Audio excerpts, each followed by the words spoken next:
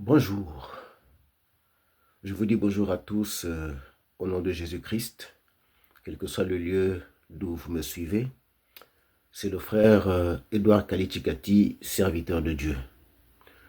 Dans le cadre de nos mardis évangéliques, nous poursuivons ce jour notre enseignement sur la prière.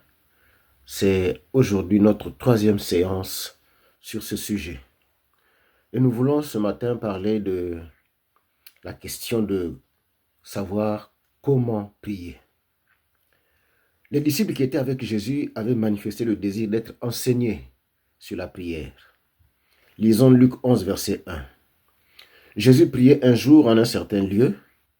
Lorsqu'il eut achevé, un de ses disciples lui dit, « Seigneur, enseigne-nous à prier, comme Jean l'a enseigné à ses disciples. » Cela montre qu'il y avait une nécessité de savoir comment prier, que dire dans sa prière et quelle attitude avoir durant la prière. Eh bien, cette nécessité est valable jusqu'à ce jour. Beaucoup de personnes dans nos églises ont besoin aussi de savoir comment prier. Nous allons examiner cela aussi bien au niveau individuel qu'au niveau collectif. Parlons d'abord du niveau individuel. Dans sa réponse aux disciples, Jésus-Christ il leur déroula, les disciples lui avaient posé la question, il leur déroula la prière de notre Père, que l'on trouve dans le livre de Matthieu, mais aussi dans le livre de Luc. Lisons Matthieu 6, versets 9 à 13. « Voici donc comment vous devez prier. Notre Père qui es aux cieux, que ton nom soit sanctifié, que ton règne vienne, que ta volonté soit faite sur la terre comme au ciel. Donne-nous aujourd'hui notre pain quotidien. Pardonne-nous nos offenses, comme nous aussi nous pardonnons à ceux qui nous ont offensés. Ne nous induis pas en tentation, mais délivre-nous du malin. Car c'est à toi qu'appartiennent dans tous les siècles le règne, la puissance et la gloire. Amen. » Ce même texte, ou tout au moins cette même prière de notre Père, est reprise dans le livre de Luc au chapitre 11, versets 2 à 4. Lisons ceci. Il leur dit, quand vous priez, dites, « Père, que ton nom soit sanctifié, que ton règne vienne. Donne-nous chaque jour notre pain quotidien. Pardonne-nous nos péchés, car nous aussi nous pardonnons à quiconque nous offense et ne nous induit pas en tentation. » Eh bien, il y a deux choses qui nous frappent dans ces deux passages sur la prière de notre Père, le texte de Matthieu et le texte de Luc. Premièrement, nous constatons que le texte de Luc ne correspond pas in extenso au texte de Matthieu. On a l'impression que le texte de Luc n'est qu'un extrait, une partie du texte de Matthieu. Cela peut s'expliquer par le fait que Luc a écrit son livre sur la base des témoignages reçus, alors que Matthieu était un témoin oculaire du ministère terrestre de Jésus-Christ. C'est une des approches.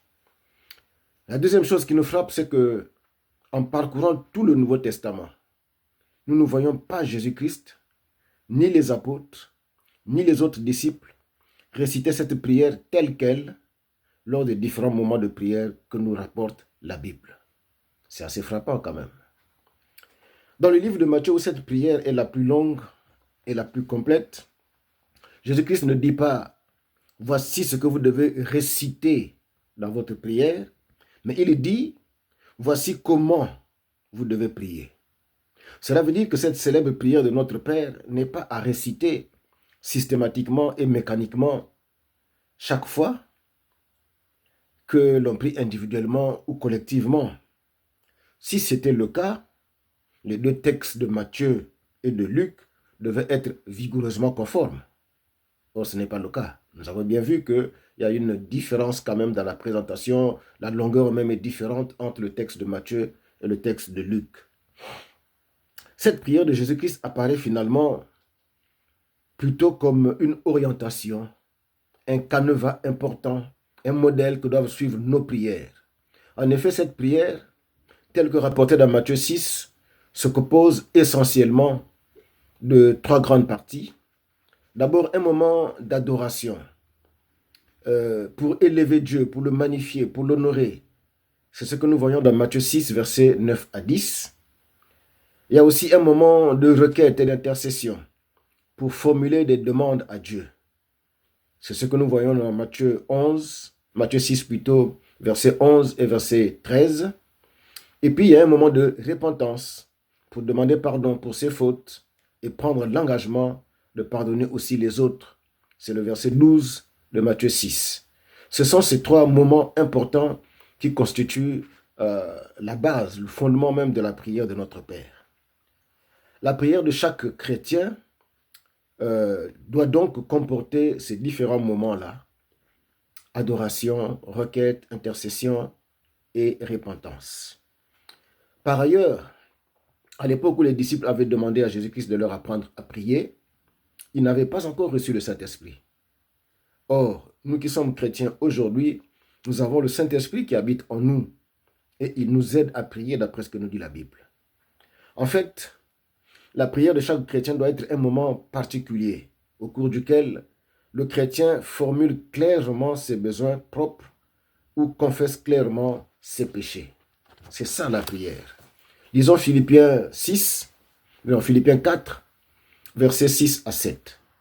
Il est dit ceci: ne vous inquiétez de rien, mais en toute chose faites connaître vos besoins à Dieu par des prières et des supplications avec des actions de grâce. Et la paix de Dieu qui surpasse toute intelligence gardera vos cœurs et vos pensées en Jésus-Christ. On voit dans ce passage que le chrétien est encouragé à faire connaître ses besoins à Dieu en toutes choses. Il ne s'agit pas de réciter systématiquement et machinalement la prière de notre Père, mais il faut énoncer clairement ses propres besoins ou les besoins de l'Église ou des autres chrétiens. D'ailleurs, dans la suite de son enseignement sur la prière, Jésus-Christ évoque plus ou moins cet aspect-là. Lisons Matthieu 6, on repart dans Matthieu 6, on va lire les versets 7 à 8. En priant, ne multipliez pas de vaines paroles comme les païens qui s'imaginent qu'à force de paroles, ils seront exaucés. Ne leur ressemblez pas, car votre Père sait de quoi vous avez besoin avant que vous le lui demandiez. Jésus-Christ dit clairement qu'il n'est pas nécessaire de multiplier des vaines paroles. Car, dit-il, ce sont les païens qui s'imaginent qu'à force de paroles, ils seront exaucés.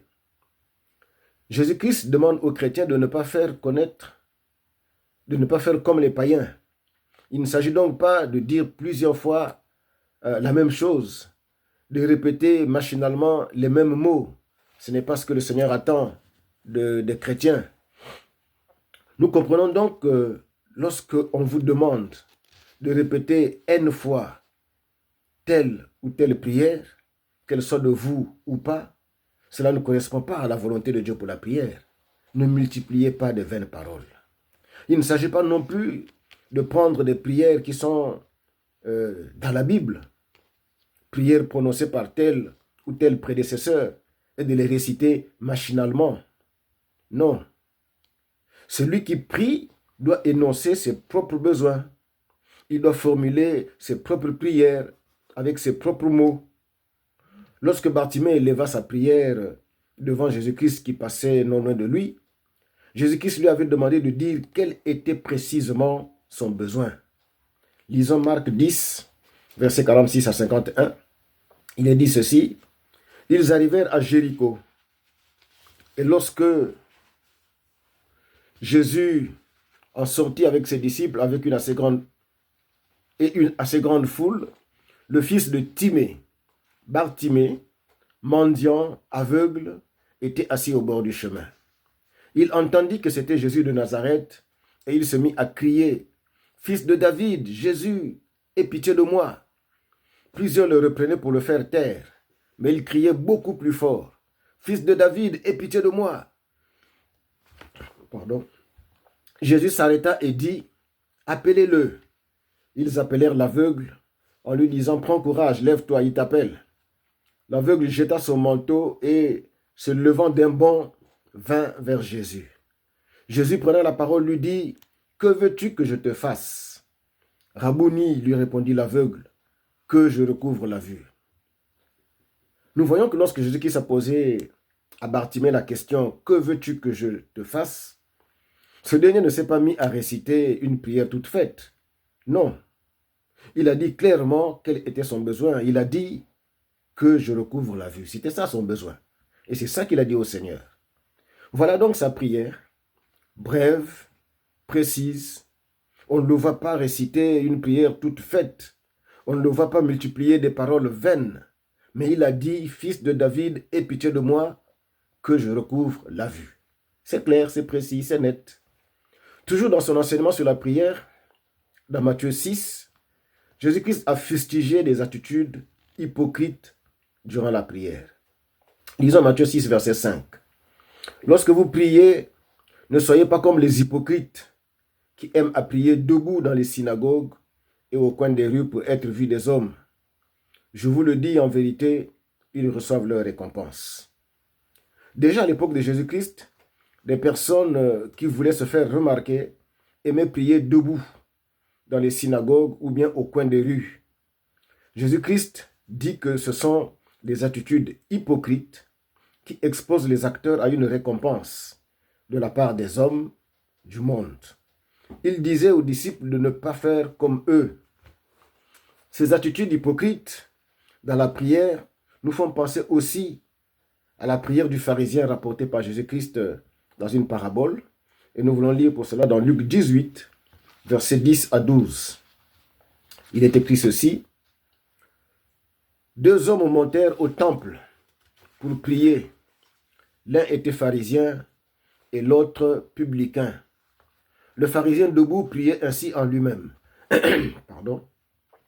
Ô Dieu, je te rends grâce de ce que je ne suis pas comme le reste des hommes qui sont ravisseurs, injustes, adultères, ou même comme ce publicain.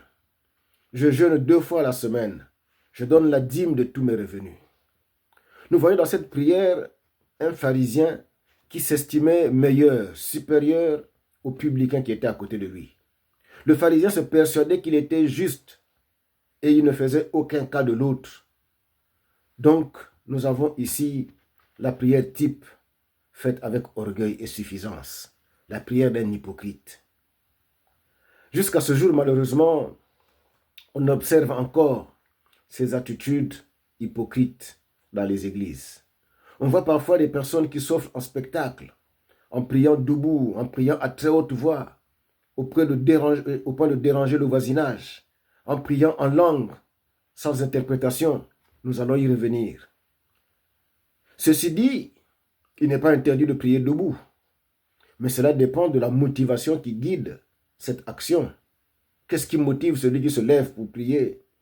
Le Seigneur lui-même qui sonde les cœurs sait reconnaître les motivations de chacun de nous. Il sait pourquoi telle ou telle autre personne se lève pour faire sa prière. Lorsque tu pries, il n'est pas nécessaire de crier fort pour faire savoir à tout l'entourage que tu es en train de prier, ou bien que tu pries merveilleusement bien. Tu parles à Dieu, Dieu le Père, Dieu le Créateur, et il n'est pas sourd pour que tu aies besoin de crier. Tu n'as pas besoin non plus d'aller t'exposer publiquement dans les coins de rue afin d'attirer l'attention de tous lorsque tu fais ta prière. Il n'est pas non plus convenable de prier en langue sans interprétation. Car ce que tu dis en langue dans la prière, les autres ne le comprennent pas. Et à cause de cela, ils ne doivent pas dire Amen. N'oublions pas que dire Amen, ce qui veut dire ainsi soit-il, c'est marquer son accord avec ce qui a été dit dans la prière. Donc si tu n'as rien entendu ou si tu n'as rien compris de ce qui a été dit dans la prière de quelqu'un, tu ne dis pas Amen. Tu ne peux pas dire Amen à une prière que tu ne maîtrises pas, tu ne sais pas qu'est-ce qui a été dit. Plusieurs pensent que prier en langue et mettre des onomatopées incompréhensibles au milieu de leur prière, ils pensent que c'est un signe de maturité spirituelle. Mais en fait, il n'en est rien. Il n'est pas question de maturité spirituelle. Écoutons ce que dit l'apôtre Paul. Lisons 1 Corinthiens 14, versets 14 à 17. Car si je prie en langue, mon esprit est en prière, mais mon intelligence demeure stérile. Que faire donc? Je prierai par l'esprit, mais je prierai aussi avec l'intelligence. Je chanterai par l'esprit, mais je chanterai aussi avec l'intelligence.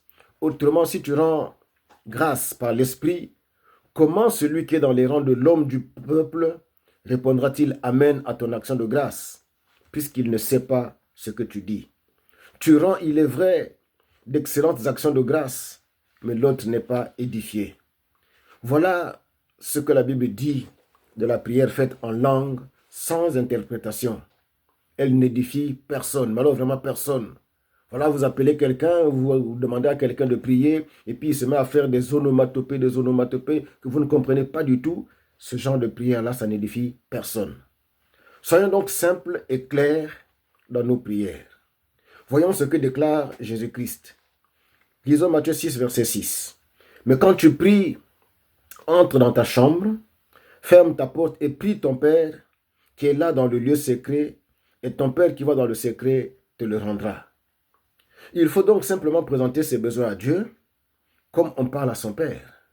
On peut alors se poser la question de savoir quelle position adopter durant la prière. Y a-t-il une position que recommande la Bible pour prier? Eh bien, pour aujourd'hui, nous allons nous arrêter là. Nous répondrons à ces autres questions à notre prochaine séance. Amen. Que Dieu vous bénisse.